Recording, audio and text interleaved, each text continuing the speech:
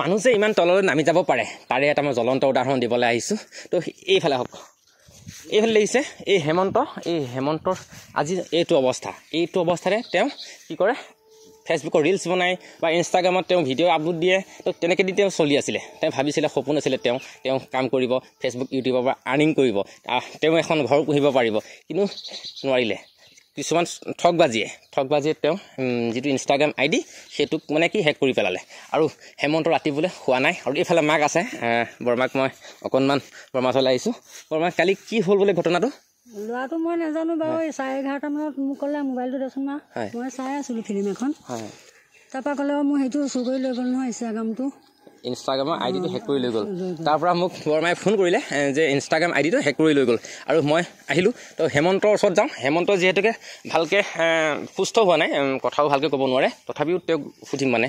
এই হেমন্ত, তো কি হ'ল বোলে তোমাৰ? লৈ গ'ল। মনটো কেনেকৈ লাগিছে? বেয়া লাগিছে নেকি? বেয়া লাগিছে ন? আৰু বহুত দিনৰ কষ্ট ধৰকচোন, কণ্ঠ শুকাই গৈছে। তেওঁ বহুত দিনৰ কষ্ট। আৰু তেওঁ ভাবিছিলে, মাকক কৈছিলে বোলে তেওঁ ইনষ্টাগ্ৰাম ফেচবুক ইউটিউবত কাম কৰি তেওঁ এখন গাড়ী লোৱা সপোন আছিলে।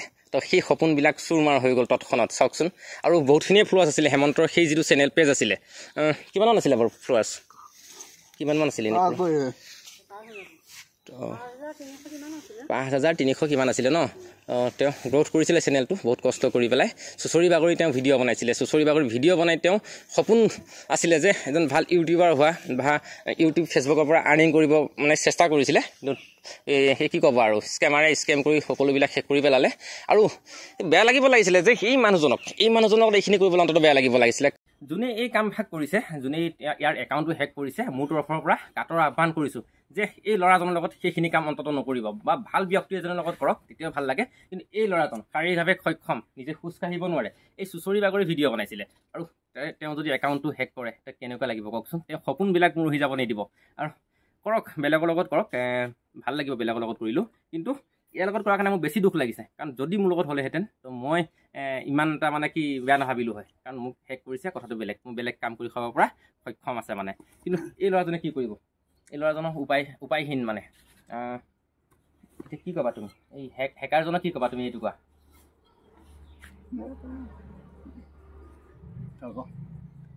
কি ক'বা হেকাৰজনক? কি ক'বা?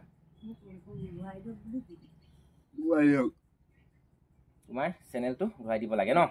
আৰু হেমন্ত গম পাইছে, হেমন্ত নিজেও ক'ব পৰা নাই যে তেওঁ অন্তৰে কান্দি আছে, তেওঁক চেনেলটো ঘূৰাই দিব লাগে।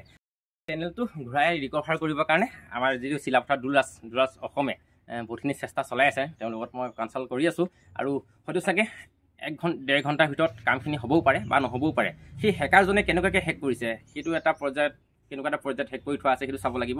আৰু যিহেতুকে দুলাজে চাই আছে, দুলাজে মোক ফোন কৰিব। আৰু কিছু সময় পিছতে চাগে ইয়াৰ IDটো ঘূৰাই পাব বা নাপাবও পাৰে।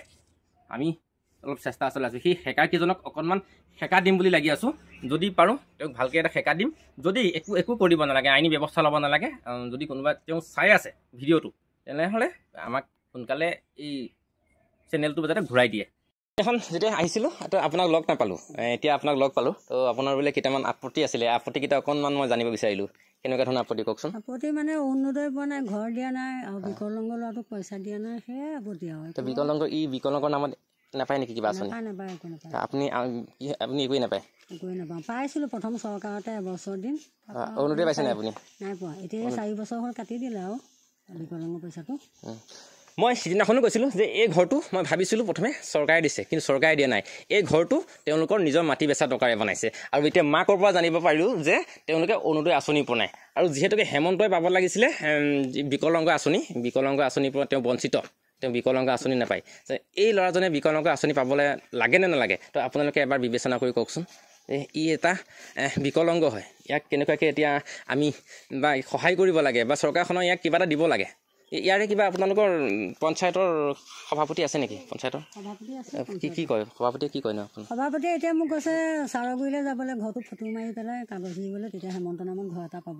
ঘৰটো পিছৰ কথা, যে আপোনালোকৰ অৰুণোদয় আঁচনি এখন লাগে বা ইয়াৰ বিকলাংগৰ কিবা এটা আঁচনি লাগে, তো সেইখিনি কথা কিবা কয় নেকি? মই অৰুণোদয় যেতিয়া বিচাৰি গৈছিলোঁ ইয়াত আমাৰ গাঁৱৰে দীপা শইকীয়াক, তেতিয়া ক'লে বোলে আপুনি কংগ্ৰেছৰ মানুহ ক'ত হেৰি অৰুণোদয় পাব, আৰু ল'ৰা নাপায় ছোৱালীয়েহে পাব। এতিয়া কি কংগ্ৰেছ বিজেপি মানে কি ধৰি লওক বিজেপিত ভোট দিলেহে তেনেহ'লে আপোনাক আঁচনি দিব চাগে ন? একো প্ৰতিবাদ নকৰিলে গুচি আহিলোঁ ঘৰলৈ। হয় নেকি? ক'ৰ বাইদেৱে কৈছিলে? এইখিনি দীপা শইকীয়া বুলি আমাৰ গাঁৱৰে। হয় নেকি? মানে অৰুণোদয় ফৰ্ম পোৱাই আছিলে। মানে কি কংগ্ৰেছত ভোট দিলেহে বিজেপিত ভোট দিলেহে চাগে আঁচনি দিম বুলি কৈছে।